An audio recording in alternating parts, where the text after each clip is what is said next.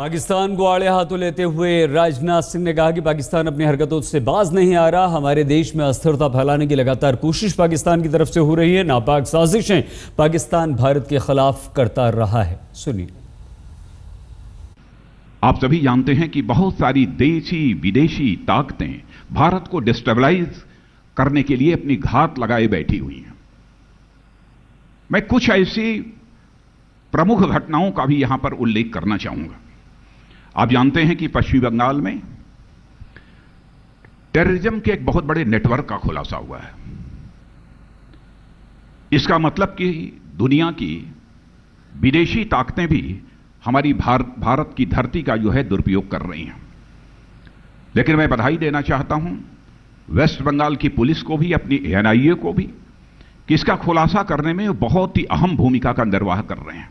ISIS के बारे में आप जानते हैं, इसका जन्म इराक और सीरिया में हुआ। लेकिन भले ही इसका जन्म इराक और सीरिया में क्यों न हुआ हो, लेकिन इंडियन सब कॉन्टिनेंट इससे अछूता नहीं रह सकता है। इस हकीकत को भी हमें समझने की आवश्यकता है। और कुछ गिने चुने भारतीय नौजवान भी इस ओर आकर्षित हो रहे हैं। यह भी हमारे लिए एक चिंता का विषय है।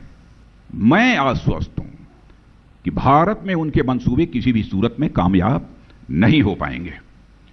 इसलिए नहीं कामयाब हो पाएंगे कि उन्हें शायद यह लगता होगा कि भारत में विभिन्न धर्मों के मानने वाले लोग हैं। अब जब यहां पर भारत को इस्लामिक सब कॉन्टिनेंट वह बनाने की कोशिश करते हैं, तो शायद उनकी सोच होगी कि बड़ी संख्या में यहां पर मुस्लिम समाज के लोग हैं और वो हमारे साथ खड़े हो सकते हैं। और इसमें कहीं संदेह करने का कोई कारण नहीं है। यह पूरा का पूरा समाज, यह भारत की रक्षा के लिए, भारत की रहनुमाई के लिए वह साथ खड़ा है। सितंबर के महीने में तीसरी घटना का उल्लेख करने जा रहा हूं। सितंबर महीने में अल-कायदा द्वारा इंडियन सब कॉन्टिनेंट में एक नया ऑर्गेनाइजेशन खड़ा किया गया है, कायदा-तुल जिहाद।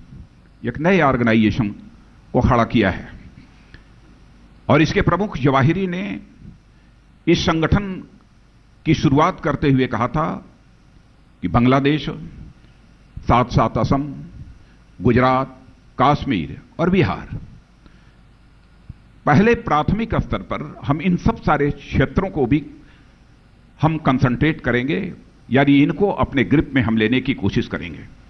और कायदा-तुल जिहाद के अमीर आसिर उमर ने हमारे इस इंडियन सब कॉन्टिनेंट को एक इस्लामिक कॉन्टिनेंट बनाने की भी उसने घोषणा की है।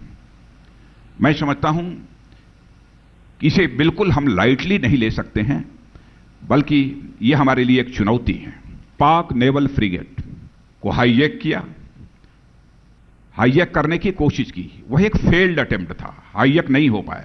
लेकिन जो खुलासा हुआ है, मैं उसकी जानकारी देना चाहता हूं कि अल-कायदा के लिए एक विंग, जो साउथ एशियन विंग के नाम से जाना जाता है, उसने यह खुलासा किया है कि हम इस पाक नेवल फ्रिगेट को हाईजैक करने के बाद हमारी यह योजना थी कि अमेरिका और साथ ही साथ भारत के कुछ जो नेवल शिप्स हैं उनके ऊपर भी आक्रमण किया जाए और उन्हें भी हाईजैक किया जाए। यह उनकी योजना थी। इसमें सबसे बड़ी चिंता का विषय जो है कि पाक नेवी के भी इसमें कुछ पर्सनल शामिल थे।